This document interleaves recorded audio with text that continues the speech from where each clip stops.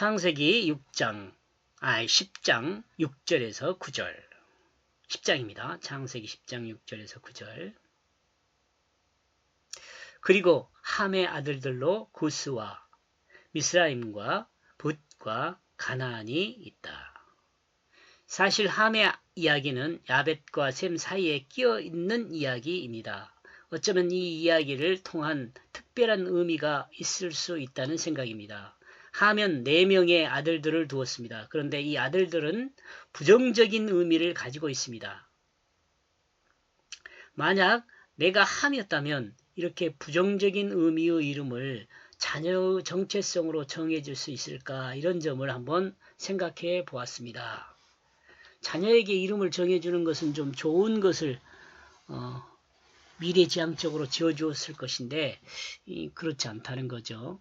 이름은 부모의 기대를 두고 소망하는 마음을 전하는 것이 그 특징이라 하겠습니다. 이름이라는 것은요. 물론 장명가에 의해 출생일시를 따라 정한 사람도 있지만 이 모든 것이 부모의 소망과 기대를 함의하여 선택하게 되는 것이 이름이다 라고 생각합니다. 그런데 왜 함의 아들들의 이름의 의미는 이와 같이 부정적인 의미를 가지고 있는 것일까요? 혹시 함의 아들들의 이름을 노아가 지어준 것은 아닐까요? 이런 생각을 했습니다.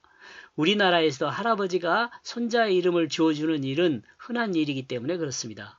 노아는 함을 저주했고 그 저주 표현으로 노아의 자손들에게, 노아의 손자들에게, 함의 아들들이죠, 드러낸 것이 아닌가, 이런 생각도 해보는 거죠. 사람의 생각은 행동으로 드러나니까요. 함의 이름은 뜨겁고 따뜻하다는 의미입니다. 그런데 그 아들 구스는 검다는 의미를 가지고 있습니다. 구스와 붓은 외래어입니다. 그러므로 발음상에 그 외래어를 흉내냈을 수 있습니다. 즉 외래의 본 의미로보다는 소리를 통해 전달되는 그 의미로 이해할 수 있습니다. 뭐가 잘못된가? 지워야 할 것 같아요. 이는 히브리어로 외래어를 흉내내고 의미는 히브리어의 소리를 따라 의미를 정한 것으로 이해할 수 있습니다. 이러므로 구스는 검다는 의미를 가지고 있는 것으로 볼 수 있습니다. 에티오피아 사람을 이르는 말로 사용되었던 것으로 볼 수 있습니다. 붓도 외래어입니다. 붓은 아프리카 북부 페르시아 부족의 이름이라고 합니다. 그런데 이 단어는 푸아와 숨을 쉬다, 헐떡이다, 흥분하다, 소리를 내다와 같은 의미들이 있는 단어입니다.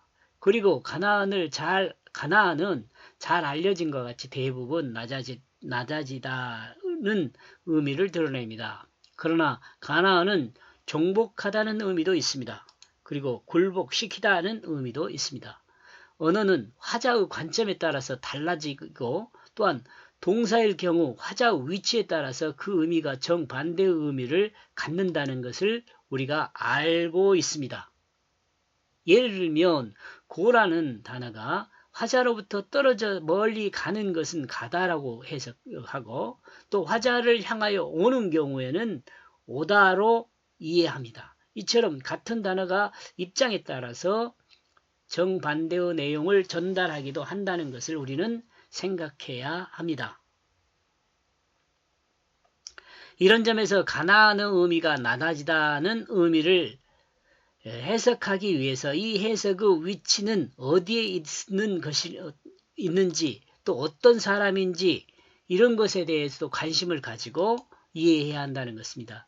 가나안 후손의 입장에서 이 내용이 말하는 것인지 아니면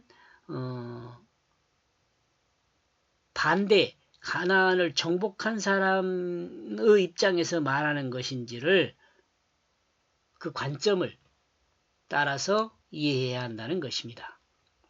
성경은 하나님 말씀입니다. 그러므로 하나님의 관점에서 이해해야 합니다. 사실 가나안은 가나안 땅을 차지하고 나라를 이루며 자리를 잡고 살고 있었습니다. 이런 점에서 가나안은 낮아졌다는 의미로 이해하기 힘듭니다.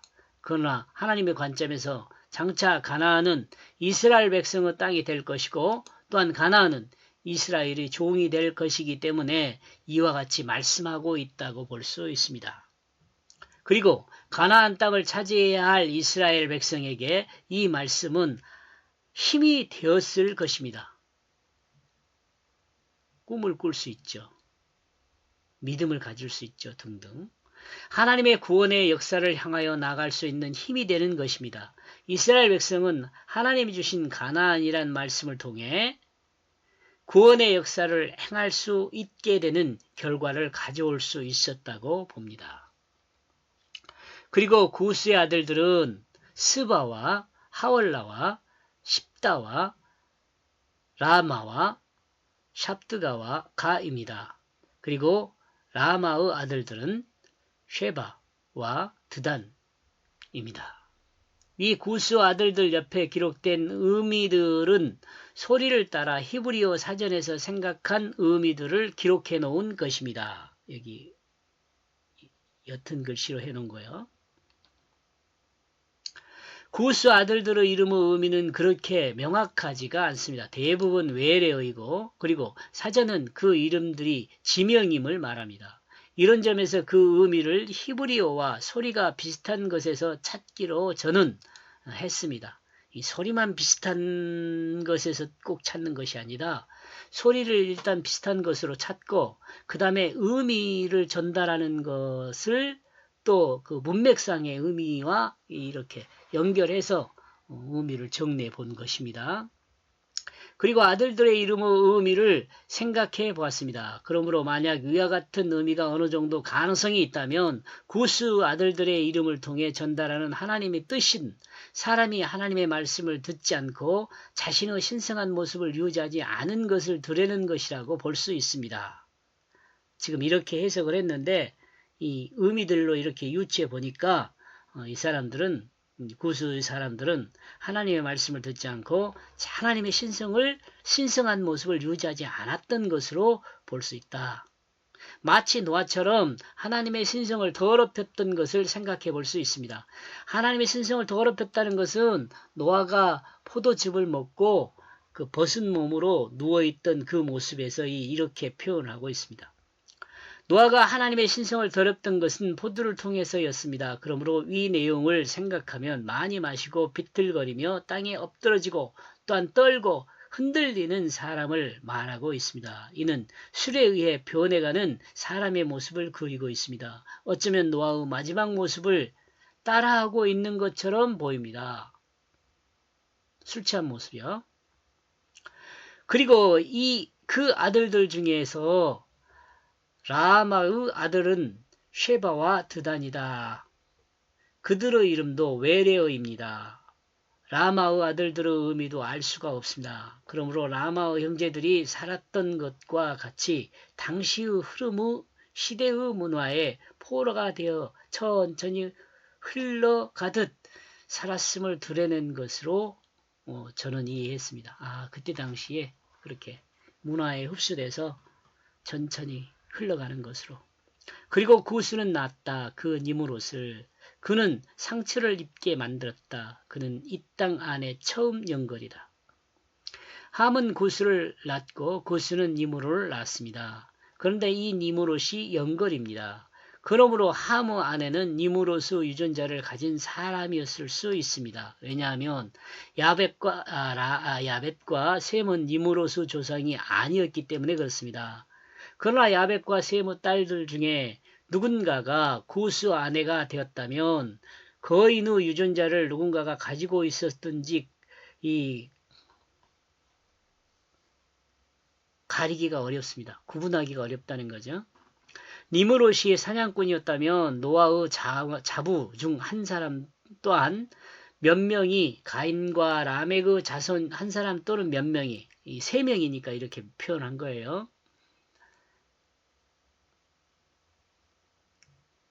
가인과 라멕의 자손이었을 수 있다는 생각입니다. 이들은 사냥꾼으로 창을 던지는 사람들이었기 때문에 그렇습니다.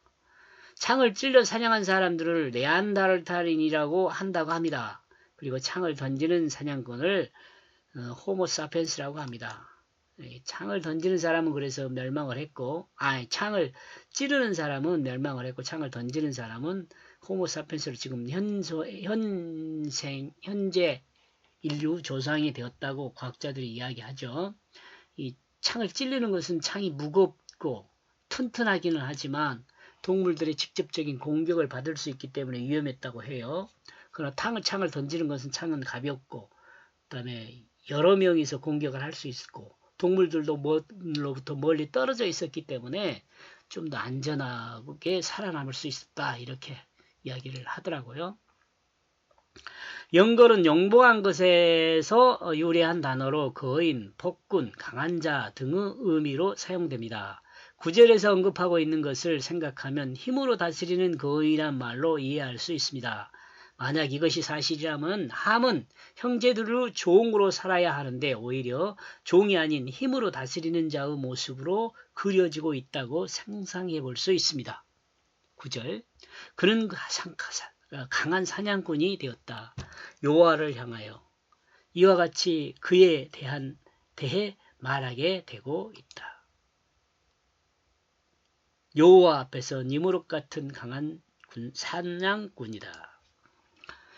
구스의 아들 니무롯에 관한 설명입니다. 니무롯은 하나님 앞에서 강한 사냥꾼이었습니다. 니무롯을 긍정적으로 생각하는 사람들도 있지만 하나님 앞에서라는 말씀은 하나님을 대적하는 것을 말하고 있다고 볼 수 있습니다. 70인역에서는 니무롯이 여호와를 대적하는 큰 사냥꾼이었다고 번역하고 있습니다.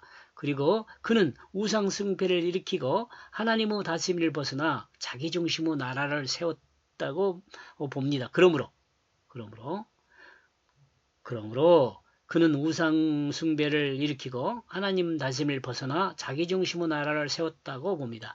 힘으로 사람을 억압하고 강포를 계속했기 때문에 이렇게 이해했습니다. 단어가 그렇기 때문에.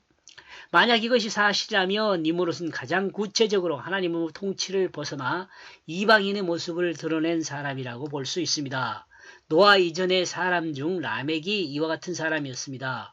이 사람은 조상을 죽이고 자손을 죽인 사람으로 그 죄와 벌이 창세기 4장 24절에서 다음과 같이 증거하고 있습니다. 그 죄와 벌에 대해서 가인의 벌은 7의 2배였지만 70의 7배다. 라멕의 벌은 70의 7배다. 이렇게 정리하고 있습니다. 이것이 라멕은 자신이 큰 죄인임을 인정하는 내용입니다. 자신의 죄를 고백하는 것은 큰 은혜입니다. 자신이 죄인이라는 것을 알기 때문에 그렇습니다. 그런데 니무롯은 자신의 죄를 모르는 사람이라 생각합니다. 왜냐하면 하나님을 대적하는 사람이기 때문에 그렇습니다. 하나님을 대적하는 사람은 자신이 죄임을 인정하지 않습니다. 그러므로 니무롯은 자신의 죄를 모르고 하나님 앞에서 맞서는 사람이 되었다고 봅니다. 그렇기 때문에 앞에서라고 표현하고 있죠. 그러므로 니무롯은 후세에 니무롯과 같은 사냥꾼이란 말이 생겨나게 되었다고 말하고 있습니다. 증거하는 말이죠. 니무롯의 과도한 사냥은 어떤 동물의 종을 멸종시키는 원인을 가졌을 수도 있습니다. 이 대적은 창조 질서를 공격하는 행위입니다. 이와 같은 내용은 이 시대에도 동일합니다. 자신이 죄인임을 모르고 또한 인정하지 않는 사람은 하나님을 대적하는 사람입니다. 그리고 개혁성경의 번역에서 속담에 이르기를 뭐뭐 하더라 라고 번역한 단어에서 에마르는 미완료 3인칭 남성 단수입니다. 그러므로 그에 대해 말하게 되고 있다는 해석이 가능해집니다. 6절부터 9절까지의 말씀을 요약 정리하면 흥청거리는 인간 문화는 하나님을 대적하는 사냥꾼이 되었다라고 정리를 했습니다. 고맙습니다.